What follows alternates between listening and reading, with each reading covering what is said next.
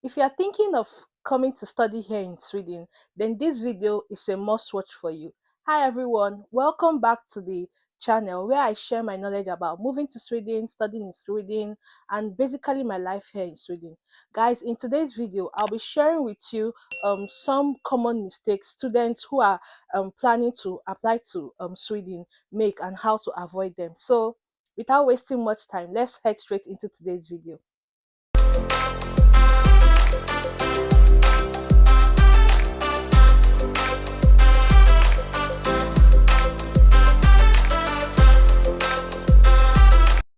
So mistake number one, I would say, is not reading the country's specific requirements. Every country has their specific requirements. Some countries, the Swedish immigration, the Swedish universities admission require that your documents should be translated. While for other countries, they require that your transcript or some of your documents be sent from the school you graduated from. So make sure to read the your country's specific requirement before hitting that submission button. So mistake number two, I would say, is not reading the course or the program's requirements. Now, every program you have chosen has specific requirements. Some programs require that you must have done certain subjects in your BSc or your first degree. Other programs require that must have written GMAT exams. Other programs require that you must have also maybe um submit CV or motivation letter or reference letter. So make sure to check each program you have chosen, check their requirements before hitting the submit button. So don't just click on the course program, individually read the course requirements. Mistake number three, I would say, is submitting your original documents in black and white. It is required that all documents that have been originally issued to you be submitted in their original colors. So if you need to go to a business center to use their scanner or their scanner, yes, their scanner. If you need to go to the business center to use their scanner, please by all means go to there and use the scanner so that your documents are going to come out clear and in the original color. Now, if you are going to use your phone, download a good scanner that is going to make sure that all the letters are visibly seen and that nothing is missing so that you do not risk being disqualified from a program. So mistake number four, I would say, is submitting just your highest attained degree. I always encourage students who are applying for master's degree to also submit their WAEC results, right?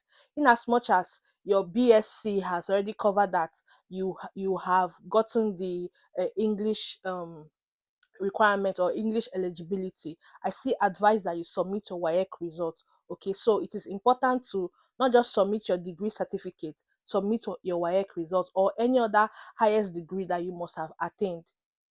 Mistake number five, I would say, is not choosing the right program for you.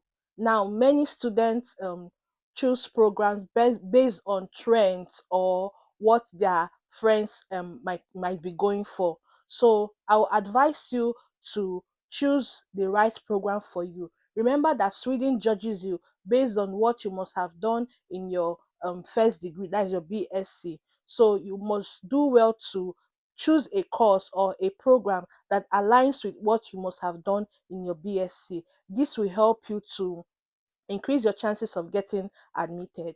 So please take your time to read a course or a program and see what the program is all about and what the program has to offer, and see if it aligns with either your what you studied in your BSc.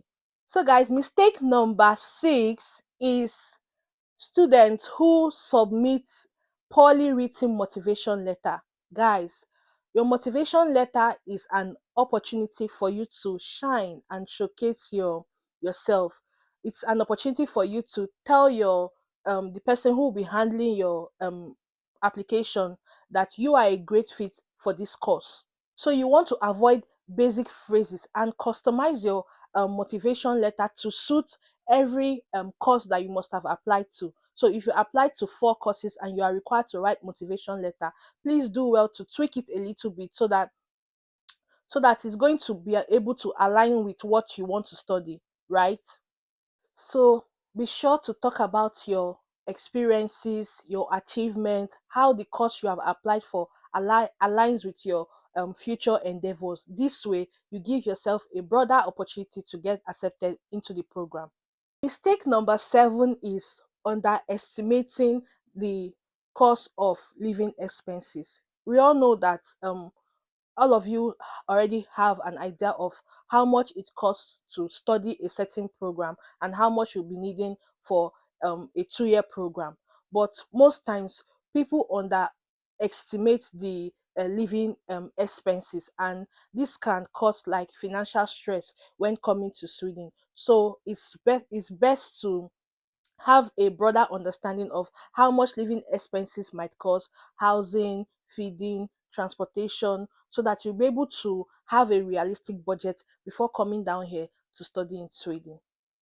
Mistake number 8 is ignoring deadlines or not even being aware of deadlines. As you all know, the Swedish university's application opens in mid-October and closes in mid-January. So you want to do well to get yourself acquainted with the deadlines for when to make an application, when to make your payments, when to submit certain documents. This way, you will not be left behind, because if you miss the deadlines, it will mean that you have to wait for another year before you can make an application, and we don't want that for ourselves, right? So do well to be acquainted with the deadlines. I already made a video about specific dates and deadlines, so if you want, you can watch it and know the specific date you have to keep in your mind to know when to make your application and complete your application.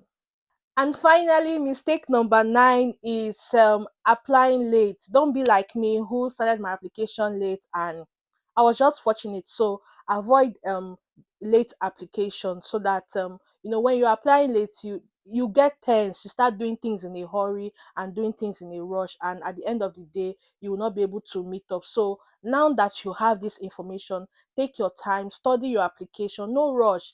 The deadline is the deadline. This is November. You still have December. You still have first week and second week of January. So take your time, make your application, read everything you need to read, study everything you need to study. Make sure the courses align with what you want to study before making your application. So don't do a late application. Very important. And that's it for today's video, guys. I hope you found this video helpful. Please do well to like this video, share this video, subscribe, and share to any of your friends who would like to move here to study. And thank you for supporting this channel, and I'll see you in my next video. Hey, though.